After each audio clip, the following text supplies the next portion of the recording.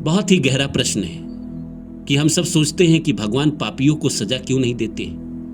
पापी इस दुनिया में लोगों के साथ गलत करता है, किसी के साथ छल करता है, किसी का धन हड़प लेता है, किसी को धोखा देता है, किसी का फायदा उठाता है, बहुत गलत गलत कर्म करता है, किसी का पैसा रख लेता है।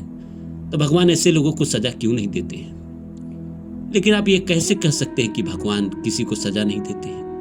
हम उसके बुरे कर्म तो देखते हैं, पर लेकिन हम उसके भोगे हुए कर्म को नहीं देखते हैं। इंसान बुरा तो देख लेता है, पर उसके साथ जो गलत होता है वो नहीं देख पाता है, क्योंकि इंसान के साथ जब गलत होता है तो शायद वो अकेलेपन में होता है ना, सबके सामने गलत नहीं होता है।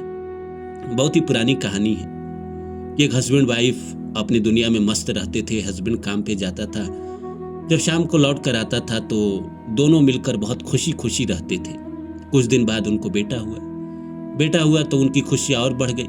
वो जिंदगी में और ज़्यादा मेहनत करने लगे कि अब बेटा हुआ है तो इसके नसीब का भी भगवान हमें देंगे, और भगवान दे भी रहे थे। लेकिन वक्त कुछ बुरा हुआ और उनकी पत्नी की तबीयत खराब रहने लगी। डॉक्टर ने कहा कि ये ज़्यादा दिन नहीं बचेगी। तो खुशियाँ जो ज़िंदगी में चल रही थी अब उदासी में तब्दील हो गई। हस्बैंड बहुत दुखी हुआ कि भाई इतनी अच्छी बीवी उसको छोड़कर चली जाएगी, बच्चा भी छोटा है, कैसे जिंदगी कटेगी। इन्हीं सब चिंताओं में रहता था। तो पत्नी ने एक दिन बुलाकर कहा कि देखिए आप चिंता मत करिए, अगर मैं दुनिया छोड़ के चली जाती हूँ तो आप दूसरी शादी कर लीजिएगा। वो आएगी तो मेरे बच्चे का ख्याल रखेगी, बच्चे को माँ मिल जाएगा, आपको दूसरी पत्नी मिल जाएगी तो आप भी अकेले नहीं रहेंगे। कुछ दिन वक्त बीता, पहली पत्नी दुनिया से चली गई। समय बीता, लोगों ने कहा कि तुम दूसरी शादी कर लो, तुम्हारी पत्नी ने भी कहा है। वो टालता रहा, लेकिन 1 साल के बाद उसने कहा ठीक है। रिश्ता भी आया और बात भी हो गई और शादी भी हो गई। शादी हो गई तो जो दूसरी पत्नी आई उसने पहले बच्चे को बहुत प्यार किया, अपने बेटे जैसा प्यार किया। उसको कभी लगने ही नहीं दिया कि वो सौतेला बेटा है या वो सौतेली माँ है। वक्त बीता और दूसरी पत्नी को भी एक बच्चा हुआ। तब तक पहला बच्चा जो था वो थोड़ा बड़ा हो गया था, तो दूसरी पत्नी को भी बच्चा हुआ, वो छोटा ही था। ऐसे ही दुनिया चल रही थी उन लोगों की। हस्बैंड काम करते, अब छोटा बच्चा थोड़ा बड़ा हो गया था तो वो भी अपने पिता के साथ काम पे चला जाता, कभी स्कूल जाता, कभी काम पे चला जाता। तो उन लोगों की जिंदगी अच्छी कट रही थी। छोटा बच्चा अभी छोटा था, लेकिन ऐसा कंडीशन हुआ कि फिर वक्त खराब हुआ और इस बार माता और पिता दोनों की तबीयत खराब हो गई। तो माता पिता की तबीयत खराब हुई तो माता पिता ने सोचा कि पता नहीं हम लोग बचेंगे या नहीं बचेंगे, इसकी शादी कर देते हैं बड़ा वाला का। तो बड़ा वाला का उन लोगों ने शादी कर दिया। शादी हुआ, शादी के 2-3 महीने बाद ही माता पिता दोनों चले गए इस दुनिया को छोड़ के। माता पिता जाने लगे तो उन्होंने कहा कि तुम्हारा छोटा भाई है, अभी बहुत छोटा है, तुम उसका ख्याल रखना, क्योंकि इसकी माँ ने तुम्हें बहुत प्यार किया है। वो सौतेली थी पर उसने कभी तुम्हें सौतेली वाला ट्रीटमेंट नहीं दिया है, इसीलिए तुम्हारा कर्तव्य है तुम्हारे अपने भाई को ठीक से रखना, उसका सेवा करना। बड़ा बेटा बोला कि हाँ, तो आप लोग चिंता मत करिए, मैं अपने भाई को अपने सगे भाई की तरह प्यार दूंगा। माता पिता इस दुनिया को छोड़ के चले गए। जो पहली पत्नी थी वो दूसरे जो बेटे मतलब पहला बेटा था उसकी जो पत्नी थी वो क्रूर दृष्टा की थी। वो आते ही घर में जब माता पिता चले गए तो उसने गलत नज़र देखना शुरू कर दिया। छोटे भाई को लेकर हमेशा टोन करती, अपने पति को चढ़ाती उसके बारे में। पति उसको डांट डुबट के शांत करता कि अरे वो मेरा भाई है, उसकी माँ ने मुझे बहुत सेवा किया है, अपने बेटे जैसा प्यार दिया है। कभी वो खेलने चला जाता, उसकी शिकायत करती। अब कहीं ना कहीं ये हाथ धोड़ के ना उसके पीछे पड़ गई थी। अपने पति को कहती वो कुछ करता नहीं है, बड़ा होगा तो तुम्हारे संपत्ति में आधा ले लेगा, ऐसा करो, उसको घर से निकाल दो, ये कर दो, वो कर दो। कुछ दिन तो इसके पति जो पहला बच्चा था उसने मना करता रहा कि भाई नहीं, ऐसा गलत है, उसकी माता ने मुझे प्यार दिया, पिता हमको कह के गए थे कि उसका ख्याल रखना। लेकिन वक्त बीता और उसका छोटा भाई और ज़्यादा शैतानी करने लगा।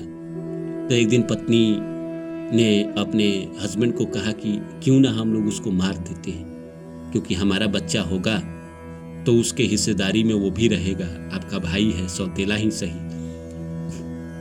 इसके पति ने इसको डांटा, लेकिन उसके मन में ये बात घर कर गई। मन में वो भी सोचने लगा, वक्त बीता और एक दिन उसके छोटे भाई ने बहुत बड़ी गलती कर दी थी, किसी से लड़ाई कर ली थी मोहल्ले में, और बड़ा भाई ने उसको मारा पीटा और उसका दिमाग खराब था। उसी दिन पत्नी ने मौका देखा और उसके बारे में कहा कि इसको आप मार दीजिए, खत्म कर दीजिए, कहानी ही खत्म हो जाएगी। तो उसके बड़े भाई ने उस दिन कह दिया कि कैसे मारोगे? तो उसने कहा कि कुछ नहीं, एक वैद्य को बुलाते हैं और कुछ दवा देगा, वो कुछ मिला के खाने में दे देंगे, धीरे धीरे इसकी मौत हो जाएगी, पहले बीमार रहने लगेगा फिर मौत हो जाएगी। भाई कहा कि ठीक है। उन लोगों ने एक वैद्य को खोजा।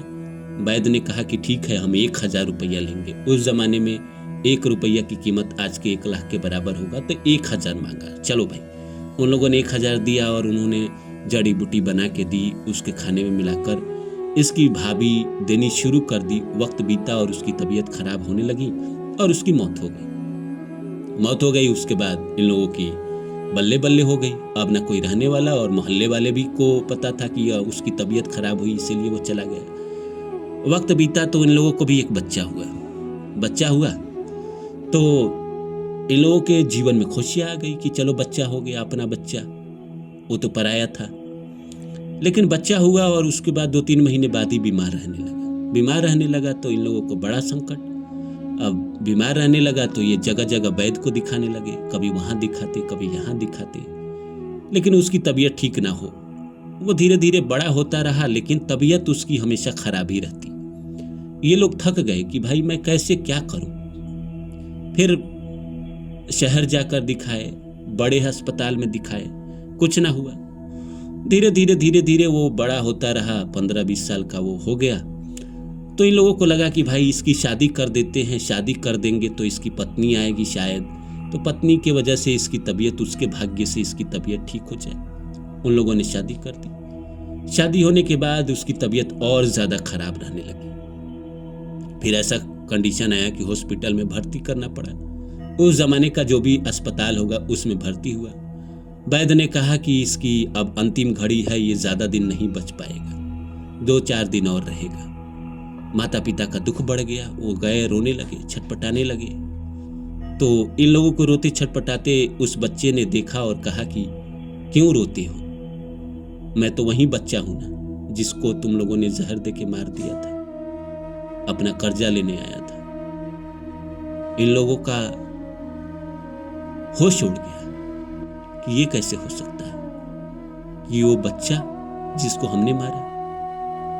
तो पहले तो इन लोगों को विश्वास नहीं हुआ। उसने बताया कि हाँ, जितना मेरे हिस्से का संपत्ति था अपने इलाज में मैंने खर्चा करा लिया, अब मेरा सारा हिसाब क्लियर हो गया, अब मैं इस दुनिया को छोड़ के जा रहा हूं। तो माता पिता ने कहा ठीक है, लेकिन इस लड़की का क्या कसूर था? इसको क्यों अपनी जिंदगी में ले आए? इसकी शादी क्यों होने दिया तुमने? तुम मना क्यों नहीं कर दिए जब तुम्हें पता था? बोला उस बच्चे ने, उस वैद्य को भी तो सजा मिलेगी, उस वैद्य ने भी तो आपका साथ दिया था, ये लड़की वही वैद्य है। तो दोस्तों, भगवान घुमाकर सजा देते हैं, लेकिन सजा हर किसी को देते हैं।